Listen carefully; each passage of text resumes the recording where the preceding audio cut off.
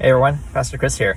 What am I doing today? Well, I signed up for a volunteer opportunity which came in the email late last night. This organization which I'm involved in called NERT, Neighborhood Emergency Response. They sent an email out saying they're looking for volunteers for the food bank over in Lapu Street, which I've never heard of before. It's a different side of San Francisco. So I'm parked here a little bit early, and this is right by 3rd and Harrison. So this side of SF. And I thought about it for a little bit. It's like, is it worth my time and effort, right? And I thought back to like, why did I sign up for NERT? This is an organization which was formed for citizens of San Francisco to be a volunteer force in response to emergencies. At the same time, because of the pandemic, then the food bank is also reaching out for help.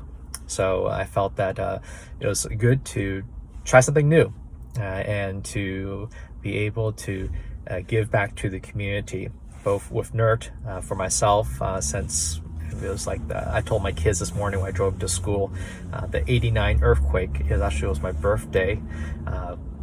A year of my birthday, not the year I was born. But from there, it's very significant that this organization in San Francisco has been equipping people to be able to be part of the community. And I think that's very important for us today as we're still navigating what is like the things which we go about day to day in light of a pandemic living. So supposedly we are going to finish out an Omicron surge, but we still have things to do. So one pondering question I had this morning was, what gets you out of bed? It is your routine. It is your duty. Is it the thing which your phone notified you that you have forgotten to do? This week, my son came back from school and he told me about Groundhog Day. That was kind of cool. My child, I guess, learned a bit about American culture. And supposedly we have another 6 weeks of winter. Well, there's another meme on Facebook, which I saw too, which speaks about this movie called Groundhog Day, and the main actor, Bill Murray. It's a very interesting movie, but he gets into a rut where he is living a day-in, day routine. It doesn't matter what he does. It just starts up the same way again, and nothing ever changes no matter what he wants to do. I wonder if that is the mindset which we have when we live during pandemic life, just trying to get by day until something new breaks through. Well, this one meme which I saw had a very interesting insight.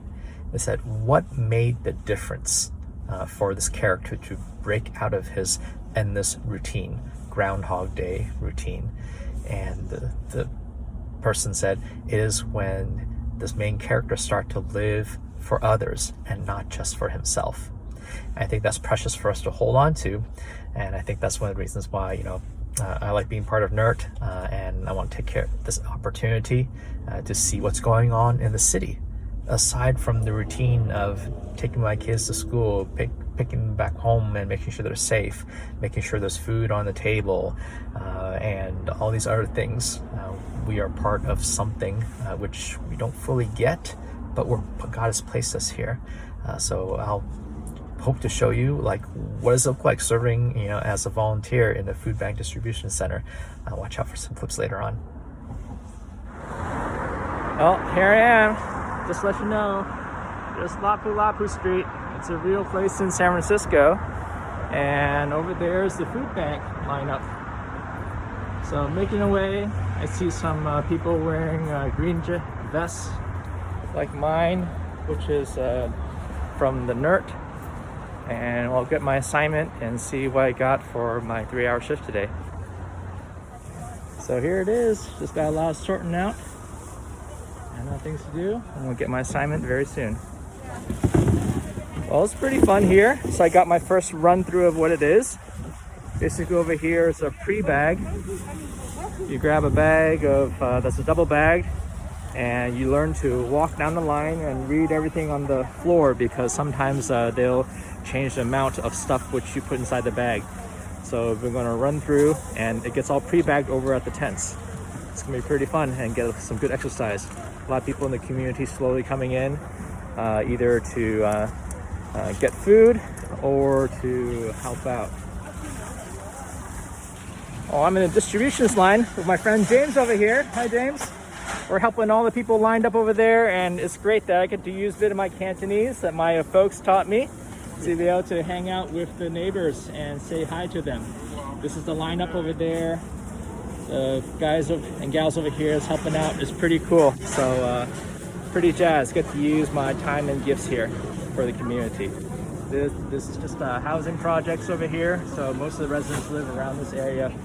They've been lining up since the early morning for this.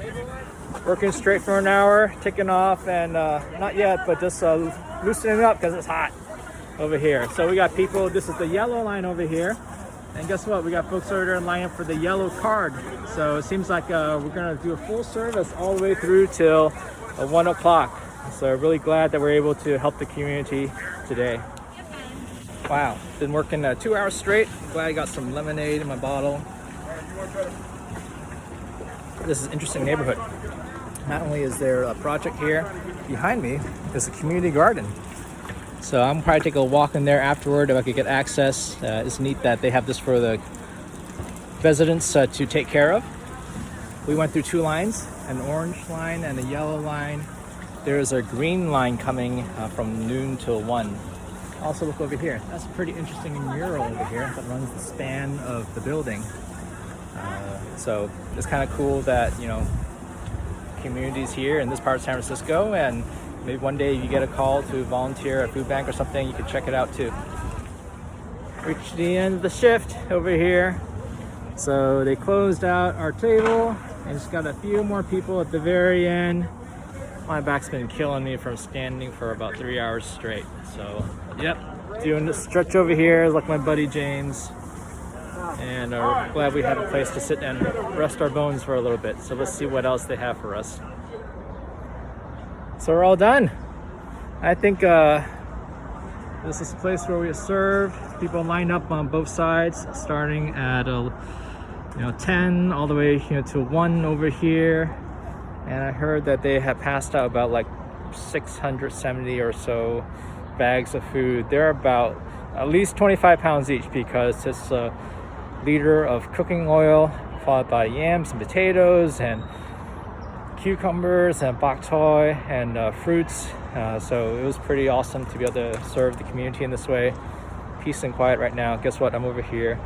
This is the Alice Street Gardens, granted by San Francisco Development Agency. So summer 2010. So taking a walk in here and just all these planter boxes that have been established. They're not really labeled on what they could grow, but I guess I could recognize a few. There's plenty of green onion, some chard, and got here some mint. Wow, I think it's pretty cool that people can grow all these things and to be able to share in the community. A lot of mustard greens and the long bok choy and green onion, scallion, parsley.